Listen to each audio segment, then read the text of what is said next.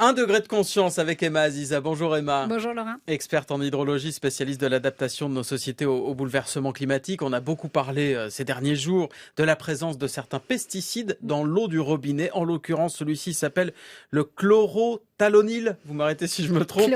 On parle même de métabolite de chlorothalonil qui est présente dans un tiers de l'eau du robinet en France. C'est quoi d'abord le terme de métabolite, ça veut dire quoi?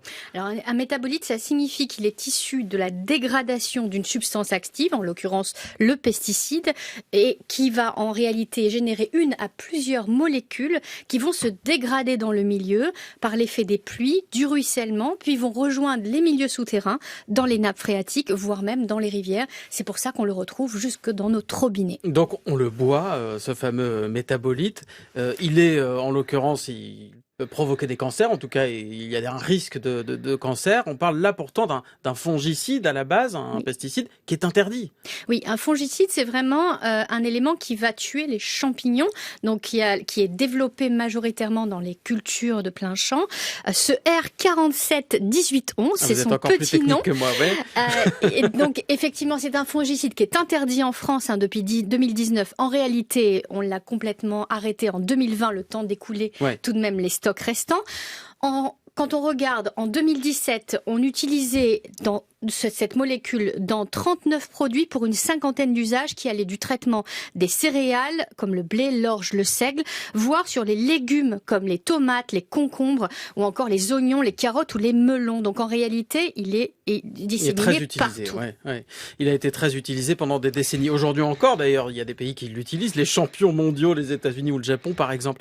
Ce qui a sonné l'alerte, je le disais, il est probablement cancérogène, c'est la Suisse, c'est ça? Ça commence dans les eaux suisses? Exactement. En réalité, en 2013, la Suisse découvre complètement par hasard la présence de chlorothalonil R41 78 88 dans une nappe à proximité de Lausanne.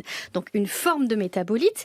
Elle va mener une enquête pendant plusieurs années. Elle va découvrir à ce moment-là que ce fameux R47 1811, celui dont on parle aujourd'hui en France, étant bien plus forte concentration encore. Ça veut dire qu'avant, on le cherchait pas. Avant, on le cherchait pas parce qu'on ne le connaissait pas. Donc, si on ne connaît pas, on va pas chercher quelque chose si on ne sait pas ce qu'on cherche, on trouve pas. Effectivement. Donc, les Suisses se sont rendus compte qu'il y en avait et il y en avait beaucoup. 60% de la concentration est retrouvée dans tous les robinets de Suisse. Donc, le 2/3 de nos voisins suisses sont directement concernés par cette molécule. À ce moment-là, les autorités demandent aux agriculteurs d'arrêter massivement. Sauf qu'il reste encore présent dans les terres. On ne comprend pas, on continue des recherches. À ce moment-là, l'Office fédéral de sécurité alimentaire suisse le classe comme pertinent. Alors pertinent, il faut comprendre. Qu'est-ce que ça veut dire pertinent? C'est-à-dire que c'est contre-intuitif. Pertinent, en fait, ça veut dire dangereux. Exactement. Ouais. En fait, ce terme est utilisé lorsqu'il y a lieu de considérer qu'il pourrait engendrer lui-même ou des produits de transformation un risque sanitaire inacceptable pour le consommateur.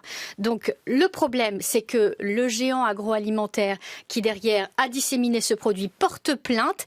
Il obtient gain de cause auprès du tribunal et la Suisse se retrouve interdite de parler de la dangerosité de cette molécule. Et donc, elle se retrouve aujourd'hui dans une situation assez particulière à devoir essayer de lutter contre sans en parler.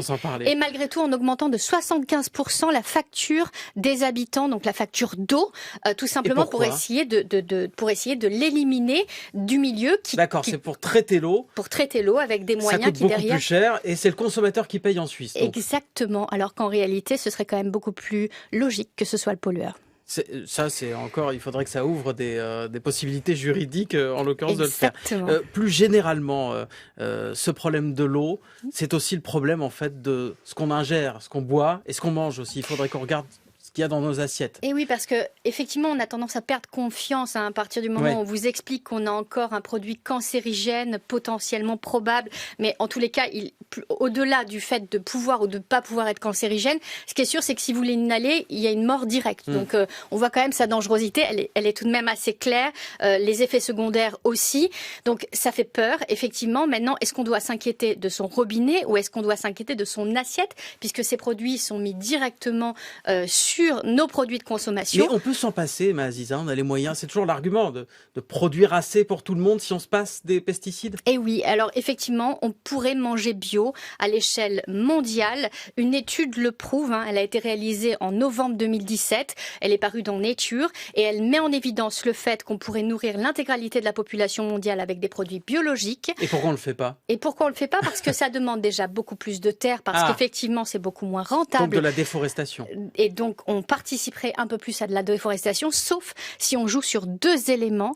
Un, le gaspillage alimentaire, et deux, le fait de réduire notre part de viande dans notre assiette, puisque 70% des terres en Europe sont fabriquées pour faire des céréales qui ensuite sont transmises directement à du bétail, donc nourrissent de la viande et ne nous nourrissent pas directement. Donc on a là une marge de manœuvre colossale. Voilà, tout se tient en fait. Il faut faire attention à ce qu'on mange et faire attention à ce qu'on boit, ça va avec. Merci beaucoup.